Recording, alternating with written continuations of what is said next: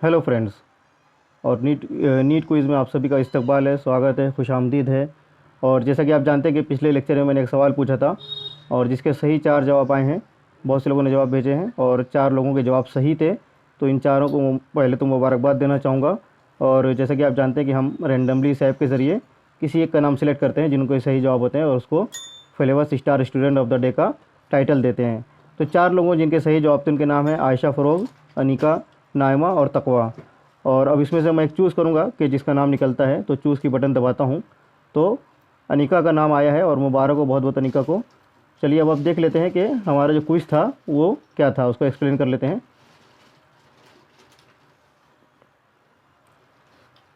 तो क्विज़ ये था कि 4 स्टेटमेंट दिए हुए थे, उसमें से आपको बताना था कि कौन कौन से सही स्टेटमेंट हैं। और ये 4 स्टेटमेंट जो थे वो ऑस्मोसिस के ताल्लुक से थे। तो मैं क्वेश्चन एक बार पढ़ देता हूँ कि following statements are given regarding osmosis. First one is it is a type of diffusion.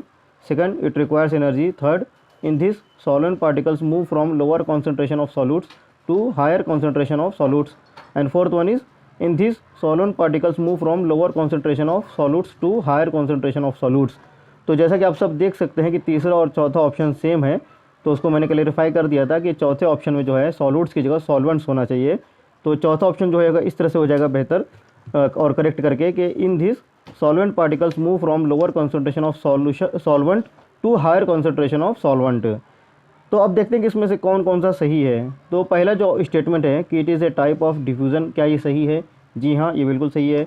दूसरा जो ऑप्शन था कि इट रिक्वायर्स एनर्जी, क्या ये सही है? जी नहीं, ये गलत है, क्योंकि डिफ्यूज़न जो है वो पैसिव ट्रांसपोर्ट की किस्म है और पैसिव ट्रांसपोर्ट में एनर्जी नहीं लगती है। तो जब दूसरा गलत हो गया तो जो आपका ऑप्शन 2 है जिसमें 1 2 3 दिया है, तो जाहिर सी बात है कि वो गलत हो गया। और फोर्थ वाला भी गलत हो गया कि ऑल और करेक्ट, ये भी गलत हो गया। और थर्ड ऑप्शन भी गलत हो गया है क्योंकि ऑल और रॉन्ग, क्योंकि एक पहला जो ऑप्शन है वो सही है। तो ऑब्वियसली यहाँ पर ही आप डिसाइड कर सकते हैं कि पहला और तीसरा ऑप्शन ही सही है, यानी जो ऑप्शन ए है, ऑप्शन 1 1 एंड 3 ओनली, ये सही रहेगा। फिर भी इसको एक्सप्लेन कर देते हैं कि तीसरा जो स्टेटमेंट है कि in this solvent particles move from lower concentration of solutes to higher concentration of solutes. तो जी हाँ, इसमें ये होता है कि ऑस्मोसिस में होता ही कि वाटर की मूवमेंट होती है। कहाँ से? जहाँ पे वाटर की कॉन्सेंट्रेशन ज़्यादा हो वहाँ से कम की तरफ। अगर वाटर की कॉन्सेंट्रेशन ज़्यादा है तो जाहिर सी बात है कि सॉल्यूट की कॉन्सेंट्रेशन कम रहेगी। 1 लीटर पानी में आप 50 ग्राम शक्कर मिलाएंगे तो और 1 लीटर पानी में 100 ग्राम शक्कर मिलाएंगे तो 1 लीटर पानी में जिसमें 50 ग्राम शक्कर है उसमें सॉल्वेंट की कॉन्सेंट्रेशन ज़्यादा है और सॉल्यूट की कम है, और जिसमें 100 ग्राम शक्कर है उसमें सॉल्यूट की कॉन्सेंट्रेशन ज़्यादा है और सॉल्वेंट की कम है। तो वाटर ऑब्वियसली ज़्यादा कॉन्सेंट्रेशन से कम कॉन्सेंट्रेशन की तरफ मूव करेगा। तो जब वो अपनी ज़्यादा कॉन्सेंट्रेशन से, यानी सॉल्वेंट की ज़्यादा कॉन्सेंट्रेशन से कम कॉन्सेंट्रेशन की तरफ जाएगा, तो सॉल्यूट की रिवर्स हो जाएगा, सॉल्यूट की कम कॉन्सेंट्रेशन से ज़्यादा कॉन्सेंट्रेशन की तरफ जाएगा। क्योंकि ऑस्मोसिस, डिफ्यूज़न, ये सबका मकसद क्या होता है कि दोनों तरफ जो होते हैं, दोनों साइड में कॉन्सेंट्रेशन इक्वल कर देना।